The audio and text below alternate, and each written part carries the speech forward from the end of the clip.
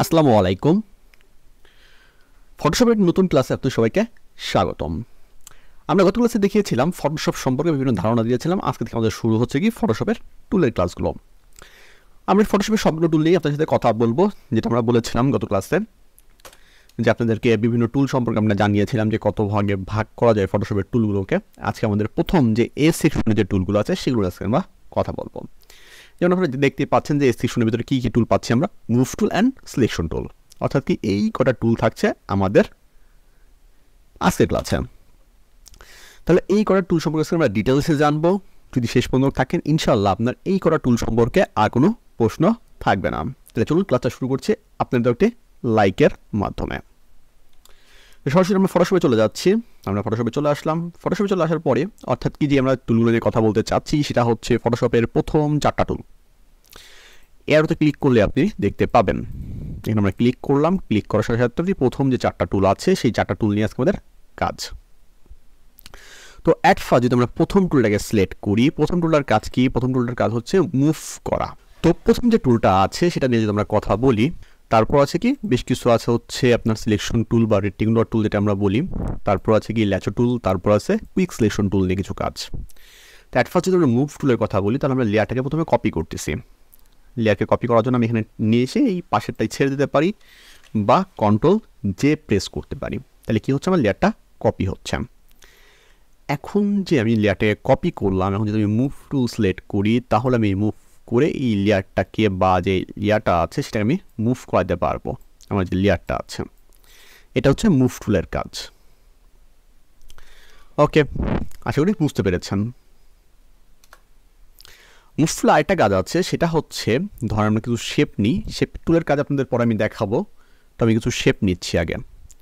Shape টুল নেওয়ার পর যদি আমি শেপটাকে মুভ করাই বা শেপটাকে কপি করলাম, কতগুলো কপি করে মুভ করাচ্ছি, আবার মুভ করাচ্ছি।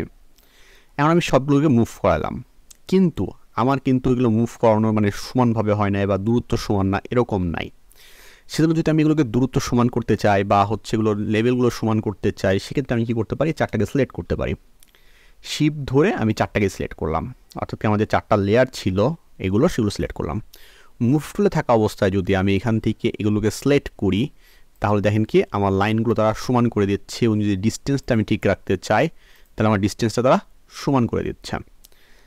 এইটা একটা মুভ টুলের বিশেষ গুণ, যেটা আপনার অ্যালাইনমেন্ট সমান করতে বা কাজ করতে সহায়তা করবে। অ্যালাইনমেন্ট অনেক সময় উপরে থাকে, অনেক সময় এরকম পাশে দেওয়া থাকে, কারণ আপনার যেখানে দেওয়া থাকবে সেখান থেকে আপনি দেখে কাজ করতে পারবেন। আশা করি বুঝতে পেরেছেন। তাই আমি এগুলো কেটে দিচ্ছি। আমরা সাধারণত একটা আর্টবোর্ড নিয়ে কাজ করি।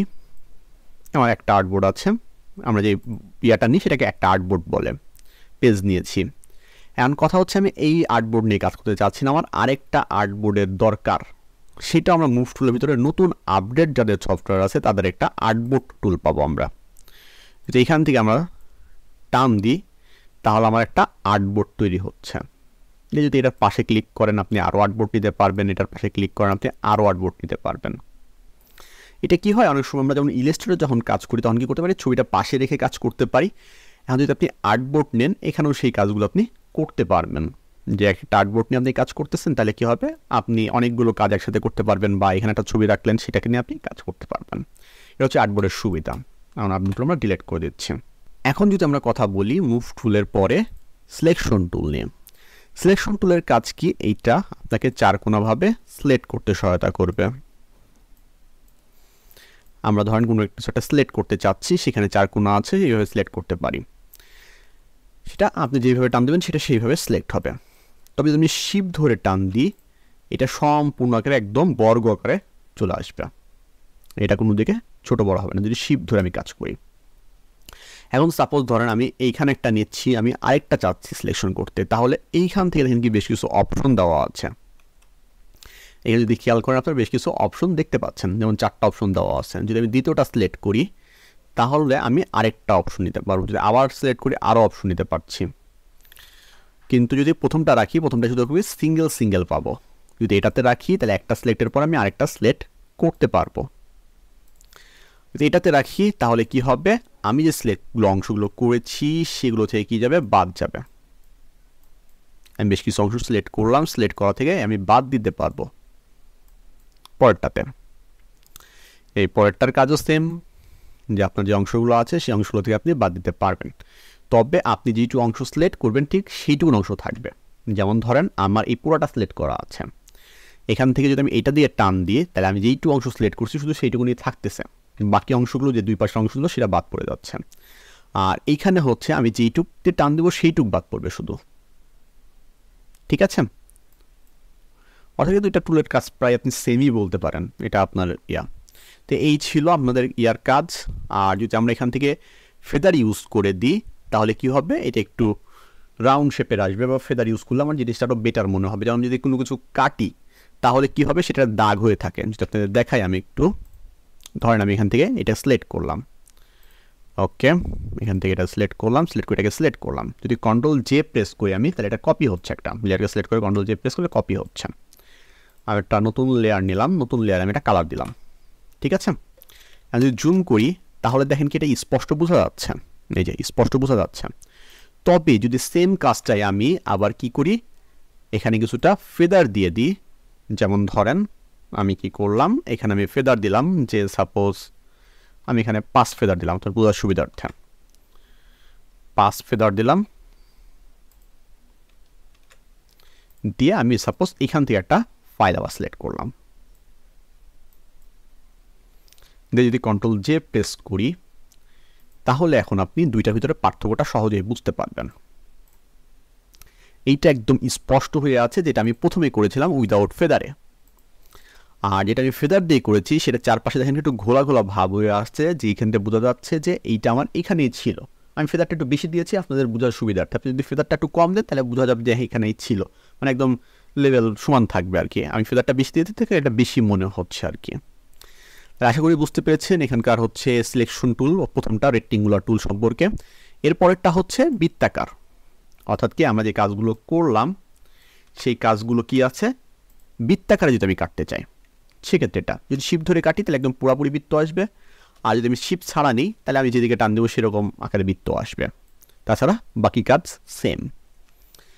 তারপর যদি আমরা বলি এইটা হচ্ছে রো বরাবর, অর্থাৎ কি এটা শুধু কিয়া বরাবর থাকবে, যেদিকেই টানেন রো বরাবর থাকবে এটা। আর পরেরটা আছে কি কলাম বরাবর। সাধারণত এগুলো আমাদের তেমন প্রয়োজন পড়ে না, রো কলাম আমরা সাধারণত উপরের দুটো ইউজ করে থাকি। কি পরে রেক্টেঙ্গুলার অথবা মার্কিউ টুল উপরেরটা আর নিচেরটা, অর্থাৎ কি চতুর্থ শেপেরটা, চারকোনা শেপেরটা, আর একটা হচ্ছে বৃত্তাকার শেপেরটা। এই দুটো আমাদের বেশি প্রয়োজন পড়ে থাকে, এবং কি তাদের ভিতরের যে কাজগুলো আছে সেগুলো আপনাদেরকে দেখানোর চেষ্টা করলাম। বা আপনি ধরেন এখানে রোলার টান দেওয়ার পরে আপনি এখান থেকে মাস্কিনও করতে পারবেন, তবে মাস্কিনের কাজটা আমরা পরে দেখাই দেবো আপনাদের, যখন আমরা ইয়ার মাস্কিন করব তখন আপনাদের এটা আমরা দেখাই দেবো, এখন আসলে সেটা দেখাতে যাচ্ছি না, তবে দেখাই দেবো আপনাদেরকে অবশ্যই। তাহলে দুইটার কাজ বুঝতে পেরেছেন। তারপর এইটা হচ্ছে ল্যাচো টুল। ল্যাচো টুল বলতে আমরা এটাকে একটা নির্দিষ্ট মাপে আমি যেদিক দিয়ে টান দিব, মাউস চেপে ধরে যেদিকে আমি টান দিচ্ছি এটা সেদিকে আমাকে একটা সিলেকশন মুড তৈরি করে দেবে। যেমন উপরেরটাতে ছিল কি যে আমাকে 4 কোণা তারা তৈরি করে দিচ্ছে, আমি যেদিকে টান দিচ্ছি আমাকে তারা কি করতেছে 4 কোণা করে দিচ্ছে, যে আমার কি থাকবে 4 কোণা বা বৃত্তাকার থাকবে। আর আমি এখানে নিজের ইচ্ছা স্বাধীন নিতে পারতেছি, যে নিজের ইচ্ছা মতো আমি একটা শেপ চাচ্ছি, সেই শেপ অনুসারে আমরা কি করতে চাচ্ছি এটা নিতে পারছি, মানে আনুমানিক সেই শেপ অনুসারে আপনি এটা পাবেন। এটা হচ্ছে ল্যাচো টুলের কাজ। এতে বাকি কাজ একই, সব উপরেগুলো দেখবেন কি একই রকম, সিলেকশন টুলের মতনই বা মার্কিউ টুলের মতনই। দিয়ে তারপর আসতেছি কি আমরা ম্যাগনেট ফিচার্সে, অর্থাৎ কি এইটা আছে কি পলিগন টুল। পলিগন টুল কি, আমি শুধু ক্লিক করছি, ক্লিক করার পরে আমি যেদিকে টান দিব অর্থাৎ সোজাসুজি যদি থাকে তাহলে আমি খুব সহজে এটা নিতে পারবো। অর্থাৎ কি দেখেন কি আমার যে বক্সটা আছে সেটা একদম সোজাসুজি ছিল, সেই জন্য কিন্তু আমি খুব সহজে এটা নিতে পারতেছি, এরকম করে যেদিক দিয়ে আমার দরকার আমি সিলেকশন করতে পারতেছি খুব সহজে, কেন আমার বক্সটা আছে কি সোজা শেপে, একদম লম্বালম্বি শেপে আছে। সেক্ষেত্রে আমি এই পলিগন টুল যেটা আছে সেটা দিয়ে আমি কি করতে পারবো, এইটা ক্লিপিং পাতের মতনই করতে পারবো, তবে এটা সোজার ক্ষেত্রে, এটা রাউন্ড কখনোই হবে না, ঠিক আছে? এরকম সোজা শেপে আপনি এটা নিতে পারবেন, দিলে কি হবে এটা একটা শেপ হয়ে যাবে। যে বাকি কাজ আগের মতনই। আর তারপর আছে কি ম্যাগনেট। ম্যাগনেটের কাজ কি, আমি শুধু এখানে ক্লিক করছি, ক্লিক করার পরে আমি যেদিক দিয়ে যাচ্ছি তারা অটোমেটিক আমাকে পিন করে দিচ্ছে। ঠিক আছে, অর্থাৎ কি আগে যে দুটো টুল দেখলেন তাদের থেকে এটা একটু ভালো কাজ করবে, যেটা অটোমেটিক আপনি কী করবে, ম্যাগনেট তারা বসায় দিচ্ছে। যে আপনি যেদিকেই যাচ্ছেন সেদিকে তারা শেপটা আনুমানিক ধরে, অর্থাৎ কি এআইয়ের মতো ধরে আপনাকে একটা ম্যাগনেট তারা বসায় দিচ্ছে। ঠিক আছে, এই যে দেখেন এইভাবে আপনি কাজটা করতে পারবেন। যেখানে শুরু করছিলেন সেখানে ক্লিক করলেই এটা সিলেকশন হয়ে যাবে। এটা হচ্ছে ম্যাগনেটের কাজ। যে বাকি কাজ আগের মতনই, এখানে সব আগের মতনই দেওয়া আছে। ঠিক আছে, এটা গেল আপনার ম্যাগনেটের কাজ।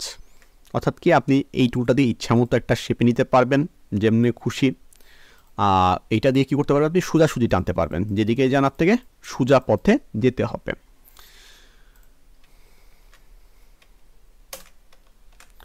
আর তারপর যদি আমরা কথা বলি সেটা হচ্ছে ম্যাগনেট। অর্থাৎ কি আপনি প্রথমবার ক্লিক করবেন, ক্লিক করার পর যেই পথে যাবেন সেই পথে সে যেরকম শেপ পাবে আনুমানিক সেরকম শেপে আপনাকে কী করবে, সে পিনগুলো বা অ্যাঙ্করগুলো আপনাকে বসায় দেবে তিনি। ঠিক আছে, যদি শেপ সোজা থাকে তাহলে তার জন্য সুবিধা হয়, যদি শেপ একটু একা বাঁকা থাকে তাহলে অনেকটা কঠিন হয়ে যায় তার জন্য। আসলে একটু বুঝতে পেরেছেন।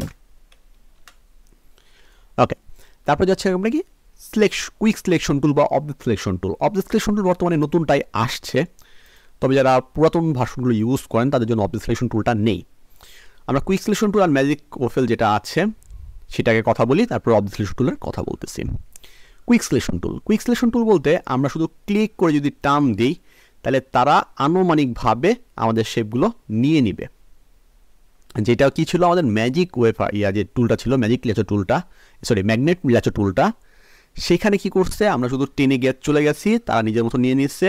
কুইক সিলেকশন টুল তার থেকে একটু আপডেট ভার্সন মনে করেন, তাহলে সেখানে যদি আমরা ক্লিক করি সেখানে নিয়ে নেবেতে সে। এখন যদি ধরেন আমার এটা বেশি হয়ে গেছে জায়গাটুকুন, আমার একটু কমাইতে হবে, তাহলে আমার কী করতে হবে, এখানে মাইনাস যে ইয়াটা আছে সেটা নিতে পারেন, বা আপনি অল্টার প্রেস করতে পারেন। অল্টার প্রেস করলে দেখেন কি আমার যে কাজওয়ার্ডটা আছে এটা প্লাস মাইনাস হচ্ছে, এখন মাইনাস হয়ে যাচ্ছে, যদি আমি অল্টার ছেড়ে দিই এটা প্লাস হয়ে যাচ্ছে। ঠিক আছে, যদি ভালো মতন খেয়াল করেন আপনি খুব সহজেই বুঝতে পারবেন এইখানে। ওকে, দেখেন প্লাস মাইনাস প্লাস মাইনাস। ওকে, যদি আমি অল্টারে ক্লিক করলাম, যদি আমি এটা কমাই দিই তাহলে দেখেন কি আমার এটার সাথে ভিড়ে গেছে। ওকে, আপনি কিছুটা এডিটিং করতে পারবেন এটাতে, যেগুলো কিন্তু আগেরটাতে আমাদের তেমন ছিল না। আগেরটা তো করা সম্ভব, কিন্তু এটাতে বেটার ফিচারটা পাচ্ছেন আপনি। এরপর এখানে আবার অবজেক্ট সিলেকশন টুল আছে, ঠিক আছে, এবং কি মাস্কিন আছে। মাস্কিনটা আমরা ইয়ার মাস্কিনের সময় আপনাদেরকে ডিটেলসে দেখাবো। আচ্ছা, তারপর কি ম্যাজিক। ম্যাজিকের কাজ কি, কন্ট্রোল ডি। ম্যাজিকের কাজ হচ্ছে আপনি যদি কোথাও ক্লিক করেন তারা এক কালারের যতটা জায়গা পাবে ততটা জায়গাকে তারা সিলেক্ট করে ফেলবেন। যেমন ধরেন যদি সাদা যে অপশনটা আছে, যদি শুধু ক্লিক করি আমার বাকি যে সাদা অংশ সম্পূর্ণ সিলেক্ট করে ফেলছে, শুধু এইটু দেন কি একটু অ্যাশ কালার আছে দেখে এটা সিলেক্ট করতে পারে নাই তারা, তাতে কিন্তু বাকি যে অংশগুলো ছিল সবগুলো তারা কী করছে, সিলেক্ট করে ফেলেছে।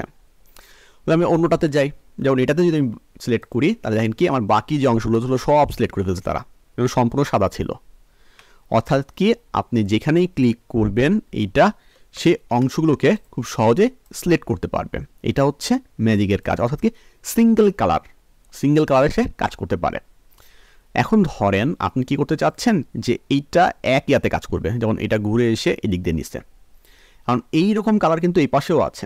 যদি এটার কাজ করতে চান তাহলে কি করতে হবে, আপনাকে শিফট ধরতে হবে। যদি আপনি শুধু শিফট ধরেন তাহলে যদি ক্লিক করেন তাহলে এই পাশও নিবে, অর্থাৎ কি এটাও সিলেক্ট করা আছে। বা যদি এটাও আমি সিলেক্ট করতে চাই তাহলে কি দেখেন কি আমার এটা শিফট ধরলে চলে যাচ্ছে।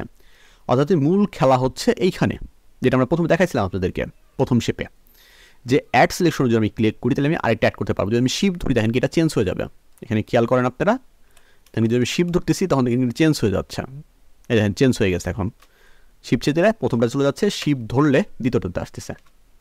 অর্থাৎ কি আপনি ম্যাজিক টুল দিয়ে আপনি যে কোনো সিঙ্গেল কালারকে খুব সহজেই সিলেক্ট করতে পারবেন।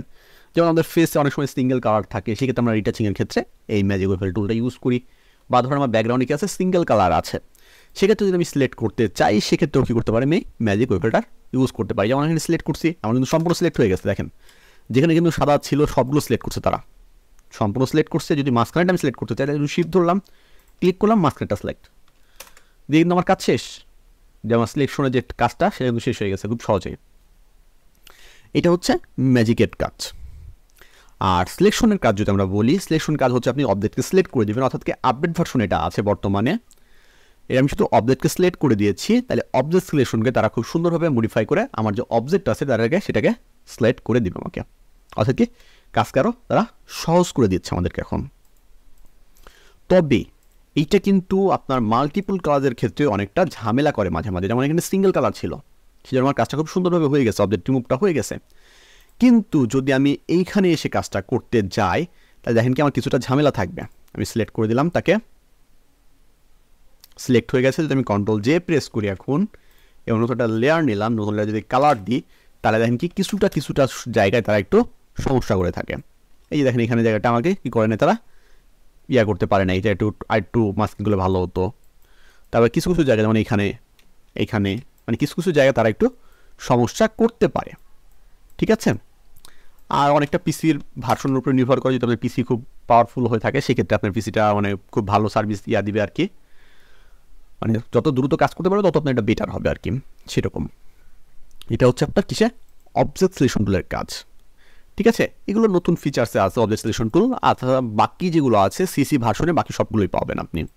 যেমন আর্টবোর্ডটা নতুন ভার্সনে দিয়েছে, মুভ সিসি সব ভার্সনে আছে।